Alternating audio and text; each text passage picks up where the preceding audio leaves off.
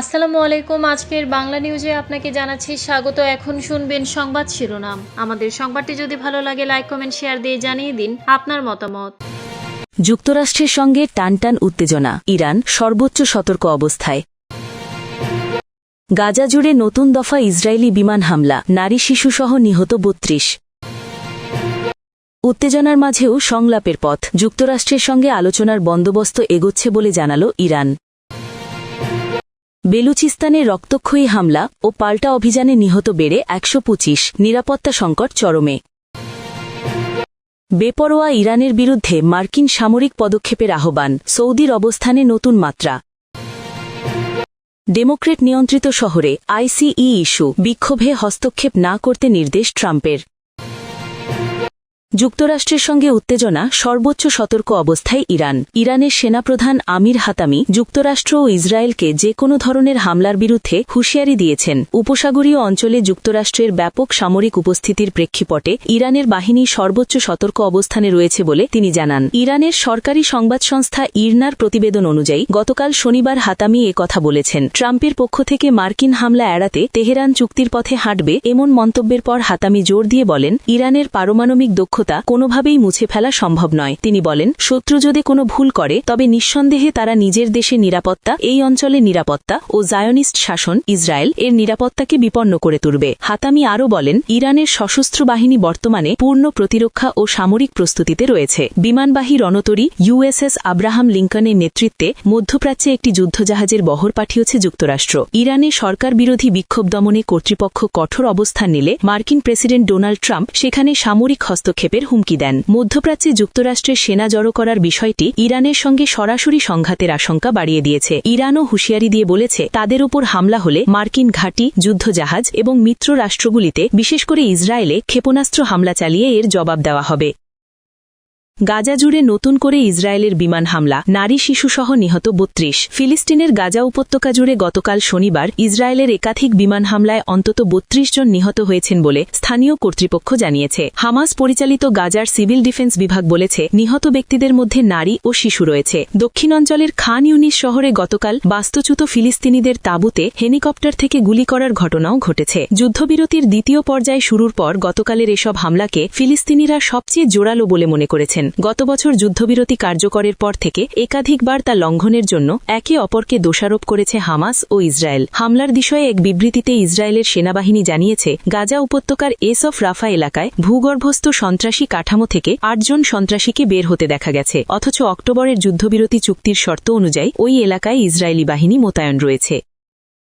উত্তেজনার মধ্যে যুক্তরাষ্ট্রের সঙ্গে আলোচনার বন্দোবস্ত এগুচ্ছে ইরান। উপসাগরীয় অঞ্চলে ওয়াশিংটনের সামরিক উপস্থিতি বৃদ্ধি এবং ক্রমবর্ধমান উত্তেজনার মধ্যেই যুক্তরাষ্ট্রের সঙ্গে আলোচনার বন্দোবস্ত এগিয়ে চলছে বলে জানিয়েছেন ইরানের শীর্ষ জাতীয় নিরাপত্তা কর্মকর্তা। ইরানের সর্বোচ্চ জাতীয় নিরাপত্তা পর্ষদের প্রধান আলী লারিজানি গতকাল শনিবার সামাজিক যোগাযোগ মাধ্যমে এক পোস্টে বলেন, সংবাদ মাধ্যমে যুদ্ধের কৃত্রিম আবহের বিপরীতে আলোচনার জন্য একটি কাঠামো তৈরির কাজ এগিয়ে চলছে। তবে প্রস্তাবিত সেই আলোচনার রূপরেখা সম্পর্কে তিনি বিস্তারিত কিছু জানাননি। এদিকে মার্কিন প্রেসিডেন্ট ডোনাল্ড ট্রাম্প বলেছেন, তিনি বিশ্বাস করেন ইরান সামরিক সংঘাতের মুখোমুখি হওয়ার চেয়ে একটি চুক্তিতে পৌঁছতে বেশি আগ্রহী। ফক্স নিউজকে তিনি বলেন, তারা অর্থাৎ ইরান আমাদের সঙ্গে কথা বলছে, আমরা দেখি কিছু করা যায় কিনা, অন্যথায় কি ঘটে তা আমাদের দেখতে হবে। আমাদের একটি বিশাল নৌবহর সেদিকে যাচ্ছে। তিনি আরও বলেন, তারা আলোচনা করছে। সম্প্রতি ইরানের সরকার বিরোধী বিক্ষোভ দমনে কড়াকড়ি এবং দেশটির পারমাণবিক কর্মসূচি সীমিত করার চাপের মুখে ট্রাম্প বারবার হামলার হুমকি দেওয়ায় কয়েক সপ্তাহ ধরেই দুই দেশের মধ্যে উত্তেজনা বাড়ছে।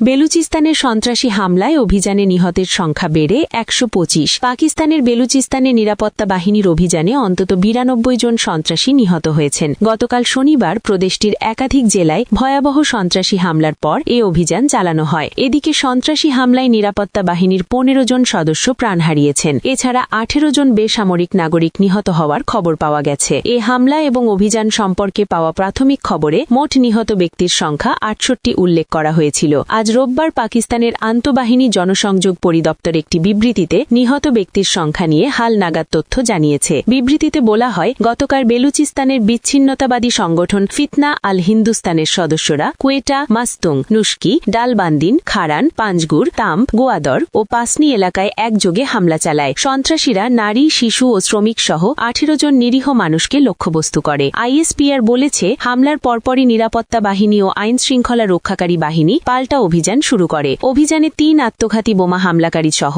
92 জন সন্ত্রাসী নিহত হন। লড়াইয়ে 15 জন সেনা সদস্য বীরত্বের সঙ্গে প্রাণ দেন। এলাকাগুলোতে সন্ত্রাসীদের মূল হোতা ও সহায়তাকারীদের ধরতে সাঁড়াশি অভিযান চলছে। পাকিস্তানের স্বরাষ্ট্রমন্ত্রী মোহসিন নাকভি এবং বেলুচিস্তানের মুখ্যমন্ত্রী সারফারাজ বুগদি এক যৌথ সংবাদ সম্মেলনে বলেন, এ হামলার নকশা ভারত থেকে করা হয়েছে। বেপরোয়া ইরানের বিরুদ্ধে মার্কিন সামরিক পদক্ষেপ চায় সৌদি। ইরানের ক্রমবর্ধমান আঞ্চলিক প্রভাব ও পরমাণু কর্মসূচি মোকাবেলায় যুক্তরাষ্ট্রের প্রতি আরও কঠোর অবস্থান নেওয়ার আহ্বান জানিয়েছে সৌদি আরব। সম্প্রতি ওয়াশিংটনে মার্কিন কর্মকর্তাদের সাথে এক রুদ্ধদ্বার বৈঠকে সৌদি প্রতিরক্ষা মন্ত্রী প্রিন্স খালিদ বিন সালমান ইঙ্গিত দিয়েছেন, যুক্তরাষ্ট্র যদি ইরানের বিরুদ্ধে সামরিক পদক্ষেপ নিতে ব্যর্থ হয় তবে তেহরান ভবিষ্যতে আরও বেপরোয়া ও শক্তিশালী হয়ে উঠবে। মার্কিন সংবাদমাধ্যম অ্যাক্সিওসের এক প্রতিবেদনে এই চাঞ্চল্যকর তথ্য উঠে এসেছে। প্রতিবেদনে সংশ্লিষ্ট সূত্রের বরাত দিয়ে জানানো হয়েছে, প্রিন্স খালিদ বিন সালমান একান্ত আলোচনায় মার্কিন কর্মকর্তাদের সতর্ক করেছেন, শক্তি প্রয়োগ না করলে ইরান মধ্যপ্রাচ্যে নিজের আধিপত্য বিস্তারে আরও আত্মবিশ্বাসী হয়ে উঠবে। যদিও সৌদি আরব জনসমক্ষে বর্তমানে তেহরানের সাথে কূটনৈতিক সম্পর্ক উন্নয়ন ও স্থিতিশীলতার কথা বলে আসছে, তবে পর্দার পেছনের এই আলোচনা রিয়াদের কৌশলী ও দ্বিমুখী অবস্থানের বিষয়টি সামনে এনেছে। বিশেষ করে বর্তমান ট্রাম্প প্রশাসনের আমলে ইরানের বিরুদ্ধে একটি বিশ্বাসযোগ্য সামরিক হুমকির প্রয়োজনীয়তা অনুভব করছে সৌদি আরবের নিরাপত্তা সংশ্লিষ্ট একটি বড় অংশ। তবে প্রতিরক্ষা মন্ত্রীর এই কঠোর অবস্থান সৌদি ক্রাউন প্রিন্স মোহাম্মদ বিন সালমানের পূর্ববর্তী প্রকাশ্য বক্তব্যের তুলনায় কিছুটা ভিন্ন। এর আগে ক্রাউন প্রিন্স বারবার সতর্ক করেছিলেন যে ইরানে যে কোনো সামরিক হামলা পুরো অঞ্চলকে অস্থিতিশীল করে তুলতে পারে। তিনি সৌদি ভূখণ্ডকে অন্য দেশের বিরুদ্ধে হামলার জন্য ব্যবহার করতে না দেওয়ার প্রতিশ্রুতিও দিয়েছিলেন। ডেমোক্র্যাট নিয়ন্ত্রিত শহরে ICE-কে বিক্ষোভে হস্তক্ষেপ না করার নির্দেশ ট্রাম্পের। যুক্তরাষ্ট্রের প্রেসিডেন্ট ডোনাল্ড ট্রাম্প তার ডিপার্টমেন্ট অব হোমল্যান্ড সিকিউরিটিকে DHS-কে ডেমোক্র্যাট নিয়ন্ত্রিত শহরগুলোতে চলমান বিক্ষোভে হস্তক্ষেপ না করার নির্দেশ দিয়েছেন। তবে কোনো শহর থেকে ফেডারেল সহায়তা চাওয়া হলে তখনই শুধু হস্তক্ষেপ করা যাবে। মিনেসোটা অঙ্গরাজ্যের মিনিয়াপোলিসে বড় আকারে US immigration and customs enforcement ICE বা আইস এজেন্ট মোতায়েন করা এবং সেখানে এজেন্টদের গুলিতে 2 মার্কিন নিহত হওয়ার জেরে তীব্র বিক্ষোভ শুরু হয়েছে। এর পরিপ্রেক্ষিতে গতকাল শনিবার ট্রাম্প এই নির্দেশ দেন। ট্রাম্প তার সামাজিক যোগাযোগ মাধ্যম ট্রুথ সোশ্যালে এক পোস্টে লেখেন, তিনি DHS মন্ত্রী ক্রিস্টি নোয়েমকে এ বিষয়ে নির্দেশ দিয়েছেন। ক্রিস্টি নোয়েমকে ট্রাম্প বলেছেন, কোনো অবস্থাতেই আমরা ডেমোক্র্যাট নিয়ন্ত্রিত শহরে বিক্ষোভে হস্তক্ষেপ করব না যদি না তারা আমাদের সাহায্য চায়। তবে ICE এবং বর্ডার প্যাট্রোল ফেডারেল ভবনগুলোর সুরক্ষা নিশ্চিত করতে সক্রিয়ভাবে পদক্ষেপ নেবে। এ প্রসঙ্গে খানিকটা হুমকির সুরে ট্রাম্প বলেন, আমাদের কর্মকর্তাদের মুখে থুতু ছোড়া যাবে না, আমাদের গাড়ির হেডলাইটে ঘুষি বা লাথি মারা যাবে না এবং আমাদের যানবাহন বা আমাদের দেশপ্রেমিক যোদ্ধাদের দিকে পাথর বা ইট নিক্ষেপ করা যাবে না। যদি তা করা হয় তবে সংশ্লিষ্ট ব্যক্তিদের এমন বা এর চেয়েও কঠোর পরিণতি ভোগ করতে হবে।